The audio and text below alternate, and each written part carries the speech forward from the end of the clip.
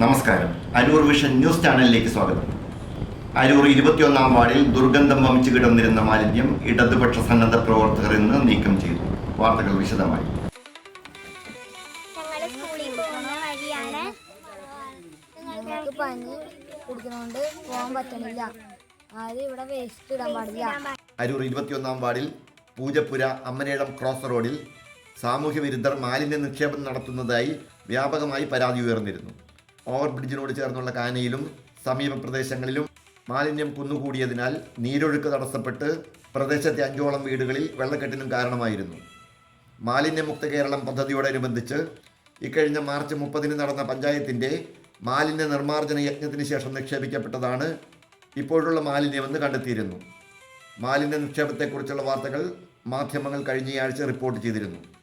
നീരൊഴുക്ക് പുനഃസ്ഥാപിക്കാനായി കരയിലേക്ക് കയറ്റിയിട്ടിരുന്ന മാലിന്യശേഖരം അസഹനീയമായ ദുർഗന്ധപൂരിതമായി തുടരുകയും സമീപവാസികൾക്ക് ആരോഗ്യ പ്രശ്നങ്ങൾ വിതയ്ക്കാനും തുടങ്ങിയിരുന്നു. പഞ്ചായത്ത് വാർഡ് മെമ്പർ അടക്കമുള്ള അധികാരികൾ മാലിന്യ നീക്കത്തിന് ആവശ്യമായ നടപടികൾ സ്വീകരിച്ചിരുന്നില്ല.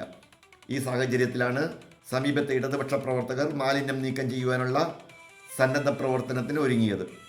മാലിന്യ നിർമ്മാർജ്ജന യജ്ഞത്തിന് block panchayat member Vijayakumari, CPM Aroor local committee secretary KK അജയഘോഷ്, CPM branch സെക്രട്ടറിമാരായ KN ബിജു പാപ്പച്ചൻ, ഇടതുപക്ഷ പ്രവർത്തകരായ Nandakumar, GB Gopi, Sharada Aravind, Sudha Dileep, LS Jayakumar, DK Surendran, Deepa Surendran, Valliyamma, Delina Biju തുടങ്ങിയവർ നേതൃത്വം കൊടുത്തു. തുടർന്നും ഈ പ്രദേശത്ത് മാലിന്യ നിക്ഷേപം നടത്തുന്നവരെ കണ്ടുപിടിച്ച് കർശനമായ നിയമ നടപടിക്ക് വിധേയമാക്കുമെന്നും ഇടതുപക്ഷ പ്രവർത്തകർ അറിയിച്ചു.